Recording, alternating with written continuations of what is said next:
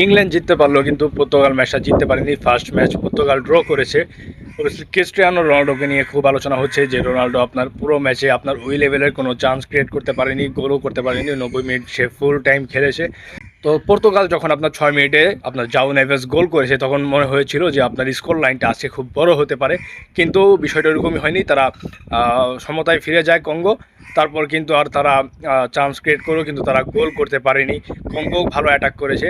আর ইংল্যান্ডকে নিয়ে যদি আলোচনা করি, ইংল্যান্ড দুর্দান্ত। ইংল্যান্ড আপনার শুরুতে ফার্স্ট হাফটা জমজমাট হয়েছিল, আপনার আপনার 2-2 গোলে আপনার ফার্স্ট হাফ শেষ হয়েছে এবং সেকেন্ড হাফে গিয়ে কিন্তু আপনার ইংল্যান্ড একদম ম্যাচটাই ঘুরিয়ে দেয়। বেলিংহাম এবং রাশফোর্ড দুজনে দুইটা গোল করে আপনার কিন্তু তারা ম্যাচটা জিতে ফেলে, 4-2 গোলে ম্যাচ জিতে ফেলে তারা।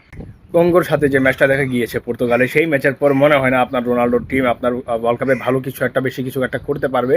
দেখেন আপনার কি ফ্যাক্টর আছে আপনার ইংল্যান্ডে, বেলিংহাম রয়েছে, রাশফোর্ড রয়েছে, গার্ডন রয়েছে, কিন্তু আপনি যদি চিন্তা করেন পর্তুগালে কিন্তু আপনার ওই টাইপের কি প্লেয়ারগুলো নাই। জাও ফিলিক্স, আপনার পেদ্রো নেতো, এদেরকে দিয়ে কাজ হবে না ভাই। দেখেন আমি আগেও বলেছি রাফায়েল লেয়াও, তারা কিন্তু রয়েছে কিন্তু আপনার তারা গোল বের করতে পারে না। ওই এক ক্রিস্টিয়ানো রোনাল্ডো ছাড়া কিন্তু কেউ গোল বের করতে পারে না। আপনার মিডফিল্ড কিন্তু আপনাকে প্রতিদিন গোল করে দিবে না। জাও নেভেস, ভিতিনিয়া, আপনার এরা কিন্তু আপনার রেগুলার গোল করবে না। গোল করলে কিন্তু আপনাদেরই গোল করতে হবে। আমি সব বলেছিলাম যে সবচেয়ে অ্যালার্মিং বিষয় হচ্ছে পর্তুগালের তাদের আপনার ফরওয়ার্ড লাইন আপে তারা গোল করার মতো প্লেয়ার নেই। কিন্তু ইংল্যান্ডকে যদি দেখেন, মার্কাস রাশফোর্ড, গার্ডন, হ্যারিকেন, আপনার হ্যারিকেনের কথা আর কি বলবো, সে তো গোল দিবেই ভাই, প্রতি ম্যাচেই সে গোল দিবে। সে যে টাইপের স্ট্রাইকার, প্রতি ম্যাচে সে গোল দিবেই দিবে।